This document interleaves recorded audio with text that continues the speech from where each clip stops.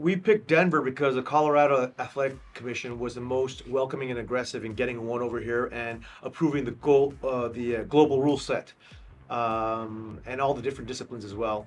And other state athletic commissions also have approved it, but just Colorado seemed it. But also, I think it's symbolic that American mixed martial arts started in Colorado in 1993. The sport of mixed martial arts started in Japan, I think, in 1983 with Shooto, and then 10 years later, the birth of American mixed martial arts. So we thought, hey, it's a great way, anyways, to come to Colorado, honor the history of American mixed martial arts, and that's why it is in Colorado. Yeah, well, fighting next week against opponent Osama. He's a current Nogi world champion, and I don't really focus on my opponent at all. The way I do jiu-jitsu is very systematic. I go in with an attack, and they have all these different reactions, and I have answers to all their reactions. So, yeah, I didn't study my opponent at all, and I'm just super excited for this match. So I genuinely believe that we are bringing something that American fans have never seen before. Genuinely, I mean, we're bringing the entire world of martial arts, the very best of the best, world championship martial artists from across the planet, across disciplines, and showcasing them here in the U.S. for the very first time. You're going to see the very best strikers in the world, the very best grapplers in the world, the very best mixed martial artists, and of course, you're going to see the trilogy fight. DJ versus Adriano Moraes, and here's the funny thing is they both knocked each other out. I genuinely think these guys are the best flyweights on the planet, full stop, and DJ is saying this could be his very last fight. I think in submission grappling, jiu-jitsu is superior to sambo. I think that when you add in like wrestling, like a lot of the guys from Khabib's team, they're super high level wrestlers. I think that changes the variable of sambo versus jiu-jitsu. I think sambo with like the highest level of wrestling definitely will make a sambo person really high level. But just sambo alone, jiu-jitsu superior. It really depends on if he wins this this trilogy fight. If he wins this trilogy fight, I think there is no if, ands, or buts. DJ will go down as the greatest in history in the sport of mixed martial arts. Again, looking at his technical ability, but looking also at his athleticism, his fight IQ, and then going outside and looking at all his credentials. No athlete has ever won on both sides of the world, the two biggest organizations in the world, the two most prestigious belts of the world, ONE and UFC.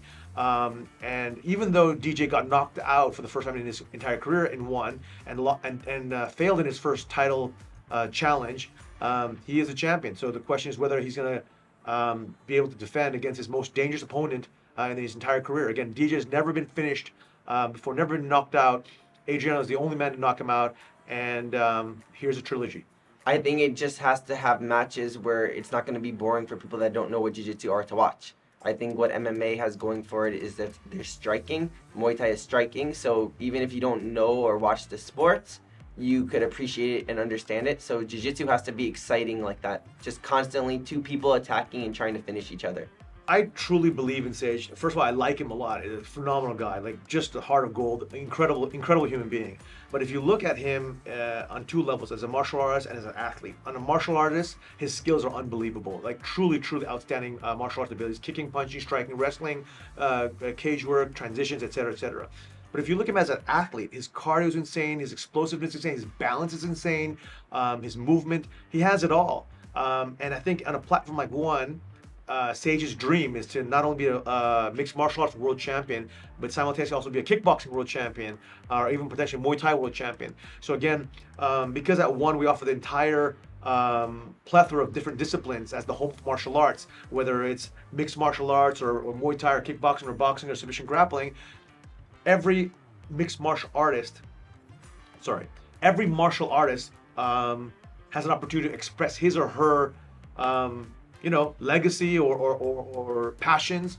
And for Sage, he wants to be a double champ in two different sports. Oh, by far the Rutolos. They're just the most exciting competitors today in jiu-jitsu. They're constantly looking for the finish and constantly doing crazy things. Crazy thing about Roberto getting that nut shot, his entire career he wore a foam cup. So this is the first time he's ever getting a full-blown nut shot right away, but he's wearing a foam cup. I'm like, how is it possible he has over 20 plus fights wearing a foam cup? Who wears a foam cup in a martial arts fight? I mean, I said Roberto, and then backstage I was like, what are you thinking? Everyone else is wearing, a fiberglass or metal cup, and he's wearing a foam. That's why he was out, and you know, he was out seriously for several weeks after that. I mean, he had to go to hospital a few times. If you're into thick boys, like, subscribe, comment, and God bless America. Well, that's not my big one. Just kidding.